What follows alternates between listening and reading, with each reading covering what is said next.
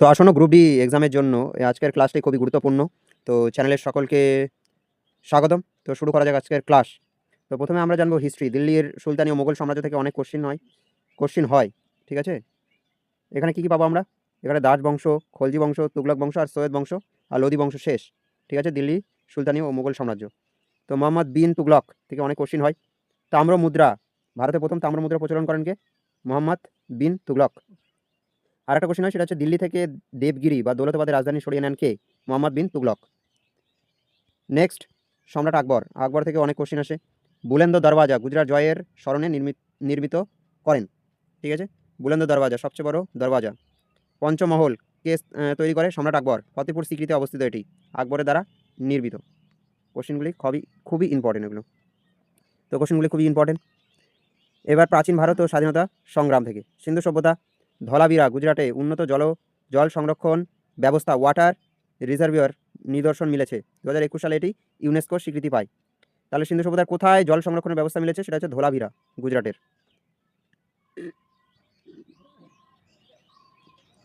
এবার কি চতুর্থ বৌদ্ধ সঙ্গীতি। এটা কুষাণ সম্রাট কনিষ্কের আমলে কাশ্মীরের কুন্দল বনে অনুষ্ঠিত হয়। আর কি বলেছে এখানে? বৌদ্ধরা হিনজান আর মহাজানে দুটি ভাগে বিভক্ত হয়ে যায়। তাহলে হিনজান মহাজান দুই ভাগে বিভক্ত হয় কোন বৌদ্ধ সঙ্গীতিতে? চতুর্থ বৌদ্ধ সঙ্গীতিতে। বিখ্যাত বই রাস্তরঙ্গিনী কলহন রচিত। এখানে কি আছে? কাশ্মীরের ইতিহাস সম্পর্কে জানা যায়। এবার ব্রাহ্ম সমাজের প্রতিষ্ঠাতাকে? রাজা রামমোহন রায়, খুব ইম্পর্টেন্ট। আর্য সমাজের প্রতিষ্ঠাতাকে? স্বামী দয়ানন্দ সরস্বতী, 1875 সালে। গদর পার্টি? লালা হরদয়াল, কোথায়? আমেরিকা সান ফ্রান্সিসকোতে, 1913 সালে। আর মাস্টারদা নামে পরিচিত কে? সূর্য সেন, যিনি চট্টগ্রাম অস্ত্রাগার লুণ্ঠনের সঙ্গে যুক্ত। ঠিক আছে? নেক্সট, ভারতের পর্বত ও সর্বোচ্চ শৃঙ্গ। আনাইমুদি, এটি কি সমগ্র দক্ষিণ ভারতের এবং পশ্চিম ঘাট বা সহ্যাদ্রি পর্বতমালার সর্বোচ্চ শৃঙ্গ কি? আনাইমুদি। আনাইমুদি কি সমগ্র দক্ষিণ ভারতের ও পশ্চিম ঘাটের সর্বোচ্চ শৃঙ্গ। গুরু শিখরটা এখানে অবস্থিত। ঠিক আছে? রাজস্থান আর গুজরাটের একদম মাঝ বরাবর। আরাবল্লী পর্বতের সর্বোচ্চ শৃঙ্গ কি? গুরু শিখর। আরাবল্লী হলো ভারতের প্রাচীনতম ভূমিল পর্বত। জিন্দা গাদা বা মহেন্দ্রগিরি, পূর্বঘাট বা মলয়দ্রি পর্বতমালার সর্বোচ্চ শৃঙ্গ। এবার ভারতের নদ নদী সম্পর্কে খুবই আসে, সেটা হচ্ছে তাহলে গোদাবরী কি দক্ষিণ ভারতের গঙ্গা বা বৃদ্ধ গঙ্গা বলা হয়? খুবই ইম্পর্টেন্ট। বৈশিষ্ট্য, উপদ্বীপীয় ভারতের দীর্ঘতম নদী এটা। ঠিক আছে? আর Kaveri, Ganges of the south, দক্ষিণের গঙ্গা বলা হয়।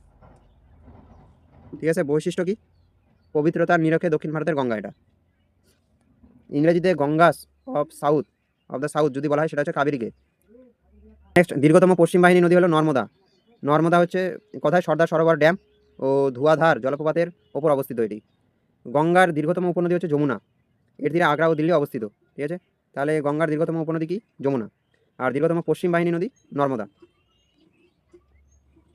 জিওগ্রাফি, ভূগোল থেকে দেখে নেই। আয়তনে বৃহত্তম রাজ্য রাজস্থান, ক্ষুদ্রতম রাজ্য গোয়া। জনসংখ্যায় বৃহত্তম কে? উত্তরপ্রদেশ, আর ক্ষুদ্রতম হচ্ছে সিকিম। 8টি রাজ্যের ওপর দিয়ে গেছে। পশ্চিমবঙ্গে 5টি জেলা, সেটা হচ্ছে নদিয়া, পূর্ব ও পশ্চিম বর্ধমান, বাঁকুড়া আর পুরুলিয়ার উপর দিয়ে গেছে। 3টি দেশীয় সীমানা কি কি? নেপাল, ভুটান, চীন রয়েছে। সিকিম রাজ্যের সাথে রয়েছে 3টি দেশের সীমানা। ঠিক আছে? নেপালের সঙ্গেও রয়েছে, ভুটানের সঙ্গেও, চীনের সঙ্গেও রয়েছে সিকিম রাজ্যের। ঠিক আছে? সীমানাটা যুক্ত রয়েছে। দক্ষিণের বিন্দু কি? ইন্দিরা পয়েন্ট বা গ্রেট নিকোবর, যেটা মূল ভূখণ্ডের বললে কন্যাকুমারী। যদি স্থলভাগ বা মূল ভূখণ্ডের বলে সেটা হচ্ছে কন্যাকুমারী। আর এমনি যদি দক্ষিণতম বিন্দু বলে সেটা হবে হচ্ছে ইন্দিরা পয়েন্ট। এবার কি ইন্ডিয়ান পলিটি, ভারত সংবিধানের তপশিল ও পঞ্চায়েতি ব্যবস্থা সম্পর্কে একটু দেখে নেব। সেটা হচ্ছে তপশিল বা শিডিউলস। শুরুতে 8টা ছিল, বর্তমানে কয়টি রয়েছে? 12টি তপশিল বা শিডিউলস রয়েছে বর্তমানে। আর কি এটা? আর এখানে বলেছে 8মতম তপশিল কি আছে? 22টি ভাষার উল্লেখ রয়েছে এখানে। 9মতম তপশিল কি? প্রথম সংশোধনী দ্বারা যুক্ত হয় 9ম তপশিল। 10ম তপশিল দল ত্যাগ বিরোধী আইন। ঠিক আছে? এখানে আছে। আর 52তম সংশোধনীর মাধ্যমে এটি যুক্ত হয়। এবারে দিকে পড়ব পঞ্চায়েত ব্যবস্থা। বলবন্ত রায় মেহতা কমিটি এটি গঠনের প্রস্তাব দেন। ত্রিস্তরীয়, মানে 3টা স্তরের কাঠামোর সুপারিশ করে এখানে। সেটা হচ্ছে গ্রাম পঞ্চায়েত, পঞ্চায়েত সমিতি আর কি জেলা পরিষদ। এই 3টা স্তর থাকবে, বর্তমানেও রয়েছে যে 3টে স্তর। 73তম সংশোধনীর মাধ্যমে এটি যুক্ত হয় 1992 সালে, সাংবিধানিক মর্যাদা পায়। ঠিক আছে? এখান থেকে ট্রিক কি বলেছে? পঞ্চায়েত ব্যবস্থা আছে পার্ট 9 আর শিডিউল 11তে। ঠিক আছে? এটাও মনে রাখতে হবে। এরপর দেখে নেবো আমরা রাষ্ট্রপতি, রাজ্যপাল, সুপ্রিম কোর্ট আর হাইকোর্ট সম্পর্কে। রাষ্ট্রপতি তার পদ সম্পর্কে আছে কোন ধারায়? 52তম ধারায়। আর 54তম ধারায় কি আছে? নির্বাচন সম্পর্কে রাষ্ট্রপতির। আর তাকে শপথকে পড়ান সুপ্রিম কোর্টের প্রধান বিচারপতি। রাজ্যপাল কি 153 নং ধারায় আছে পদ সম্পর্কে, 154 নং ধারায় আছে শাসনতান্ত্রিক ক্ষমতা। তার যে ক্ষমতা, কী কী ক্ষমতা আছে সেটা আছে 154 নং ধারায়। আর রাজ্যপালকে শপথকে পাঠ করান, সেটা হচ্ছে শপথ পড়ান হচ্ছে সংশ্লিষ্ট হাইকোর্টের প্রধান বিচারপতি। রাষ্ট্রপতিকে সুপ্রিম কোর্টের বিচারপতি, আর রাজ্যপালকে হাইকোর্টের প্রধান বিচারপতি। সুপ্রিম কোর্ট অবসর গ্রহণের বয়স কত? 65 বছর। রিট জারি কত নং ধারায় আছে? 32 নং ধারায়। বিচারপতির সংখ্যা কত? শুরুতে 8 জন ছিল, বর্তমানে 34 জন আছে কিন্তু। ঠিক আছে, এবার এখানে হাইকোর্ট অবসর গ্রহণের বয়স কত? 62 বছর। রিট জারি কত নং ধারা? 226 নং ধারায় রিট জারি করতে পারবে। এবার অলিম্পিক সম্পর্কে কিছু জেনে নেব। প্যারিস অলিম্পিক যেটা হয়ে গেছে 2024 সালে, মোট 6টি পদক এসেছে। রৌপ্য পদক একটি, নীরজ চোপড়া যেটিতে জ্যাভলিন থ্রোতে তিনি জয়লাভ করেন। ব্রোঞ্জ 5টি, মনু ভাকের শুটিংয়ে একক মরশুমে 2টি পদক জয়ের রেকর্ড রয়েছে মনু ভাকেরের। ঠিক আছে, মনু ভাকের তিনি 2টি পদক জয় করে। তারপরে আমান সেরাওয়াত কুস্তিতে, স্বপ্নীল কুশালে শুটিংয়ে ভারতীয় পুরুষ হকি দল ব্রোঞ্জ জয় করে। ঠিক আছে, তাহলে 2024 অলিম্পিকে রৌপ্য 1টি আর ব্রোঞ্জ 5টি। এবার দেখে নেওয়া হচ্ছে অলিম্পিকে প্রথম ভারতীয় মহিলা পদক জয়ীকে? কর্ণম মালেশ্বরী। ব্রোঞ্জ জিতেছিলেন ভারোত্তোলনে 2000 সালে সিডনি অলিম্পিকে। প্রথম ব্যক্তিগত স্বর্ণপদক জয় কে করেন? অভিনব বিন্দ্রা শুটিংয়ে 2008 বেঞ্জিং চীনে, যেটি অনুষ্ঠিত হয়েছিল 2008-এ বেঞ্জিং অলিম্পিক চীনের। প্রথম ট্র্যাক অ্যান্ড ফিল্ড স্বর্ণপদক যিনি জয় করেন তিনি হলেন Neeraj Chopra javelin throw 2020 Tokyo অলিম্পিকে। ঠিক আছে, পরপর 2টি অলিম্পিকে পদক জয়ী প্রথম মহিলাকে পিভি সিন্ধু ব্যাডমিন্টনে, খুব ইম্পর্টেন্ট। পরপর 2টি অলিম্পিকে তিনি পদক জয় করেন। এবার ক্রিকেট এশিয়ান গেমস আর টেবিল টেনিস।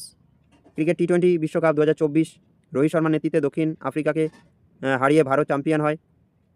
ঠিক আছে, প্রতিপক্ষ কে ছিল? দক্ষিণ আফ্রিকা, সাউথ আফ্রিকা। আর আমাদের ক্যাপ্টেন কে ছিল? ভারতের রোহিত শর্মা নেতৃত্ব। IPL Indian premier league purple cap সর্বোচ্চ উইকেটকে প্রসিদ্ধ কৃষ্ণা। ঠিক আছে, জিটি গুজরাট দলের ছিল প্রসিদ্ধ কৃষ্ণা, সর্বোচ্চ উইকেট তিনি নিয়েছিলেন। এশিয়ান গেমস প্রথম আসর হয়েছিল 1951 সালের নতুন দিল্লিতে, উদ্বোধন করেন ডক্টর রাজেন্দ্র প্রসাদ। তাহলে এশিয়ান গেমস প্রথম অনুষ্ঠিত হয় 1951 সালে, তাও আবার ভারতে, দিল্লিতে। প্রথম ভারতীয় মহিলা অ্যাথলিট হিসেবে স্বর্ণ জয় কী করে? কমলজিৎ সান্ধু 400 মিটারে দৌড় 1971 সালে পদ্মশ্রী প্রাপ্ত, কিন্তু 1971 সালে তিনি পদ্মশ্রী পান।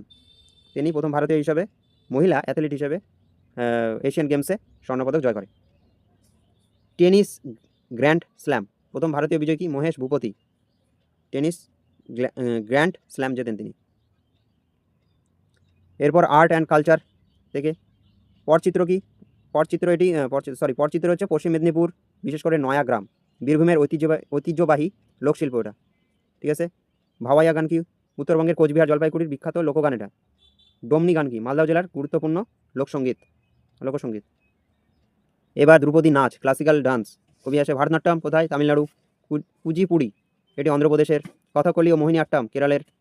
সাত্রিয়া আসামের। উড়িষ্যি উড়িষ্যার। মণিপুরের। কত্থক কোথায়? উত্তর ভারত, ইউপি বা উত্তরপ্রদেশের দেখা যায়। ভারতের প্রথম জিআই ট্যাগ কিসে হয়? দার্জিলিং চায়ে 2004-05 সালে, এটা মনে রাখতে হবে। এবার কম্পিউটার টেকনোলজি থেকে বেসিক কিছু আমরা ধারণা নিয়ে নেব। মেমোরি, র্যামের ফুল ফর্ম কি? র্যান্ডম অ্যাক্সেস মেমোরি, খুব ইম্পর্টেন্ট। এটি অস্থায়ী, কারেন্ট অফ হলে ডেটা মুছে যায়। ঠিক আছে, কোনো কিছু করছো, কারেন্ট চলে গেল, ডাটা আর থাকলো না, পরে কম্পিউটার খুললে সে ডাটা আর পাওয়া যাবে না। সেটা হচ্ছে র্যাম, পুরো নাম কি? Random access memory. আর একটা হচ্ছে রম, রিড অনলি মেমোরি, এটি স্থায়ী, এটা থেকে যায়। আইসি চিপ, ইন্টিগ্রেটেড সার্কিট সেমিকন্ডাক্টর বলা হয়, অর্ধ পরিবাহী এটি, যেমন সিলিকন, জার্মেনিয়াম দিয়ে তৈরি হয় এটি। প্রথম ইলেকট্রনিক কম্পিউটার কি? ENIAC, ENIAC। প্রথম প্রোগ্রামিং ল্যাঙ্গুয়েজ কি? ফরটার্ন, FORTRAN, এটা হাই লেভেল। ইন্টারনেটের জনক কি? জনককে ভিন্ট সার্ভ। ঠিক আছে, তিনি প্রোটোকল তৈরি করেন। ভিন্ট কার্ভ কি প্রোটোকল? TCP/IP প্রোটোকল তৈরি করেন। এবার ফুল ফর্ম কি? পিডিএফের পোর্টেবল ডকুমেন্ট ফরম্যাট, এটা খুব আসে। Bps, bits per second, data আদান প্রদানের গতির একক এটি, বিপিএস, ঠিক আছে, এটা মনে রাখতে হবে। এবার কি বলবো, কিছু আর একটু জিকে। যেখানে ভারতের রুর বলা হয় কাকে? দুর্গাপুরকে।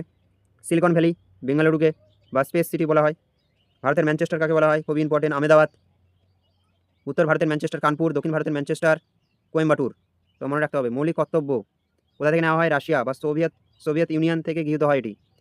1976 সালে কততম সংশোধনীর মাধ্যমে? এটা 42তম সংশোধনীর মাধ্যমে, যাকে 42তম সংশোধনীকে মিনি কনস্টিটিউশনও বলা হয়। তারপরে এদিকে রাইট টু প্রপার্টি, সম্পত্তির অধিকার, বর্তমানে এটি একটি লিগ্যাল রাইট, ঠিক আছে, আর্টিকেল 300A তে রয়েছে। 1978 সালে 44তম সংশোধনীর মাধ্যমে মৌলিক অধিকারে থেকে বাদ দেওয়া হয় এটি, ঠিক আছে, এটা মনে রাখতে হবে। তো এই ছিল আমাদের আজকে গুরুত্বপূর্ণ কিছু আলোচনা, যেগুলি পরীক্ষায় বারবার এসেছে, ঠিক আছে। আপনি বারবার ভালো করে আপনারা ভিডিওটি দেখবেন, এগুলি সম্পর্কে আসবে, খুবই ইম্পর্টেন্ট কোশ্চেন এগুলো। আর ক্লাসটি ভালো লাগলে অবশ্যই চ্যানেলটিকে সাবস্ক্রাইব করুন, লাইক করুন, কমেন্ট করুন। Thank you for watching.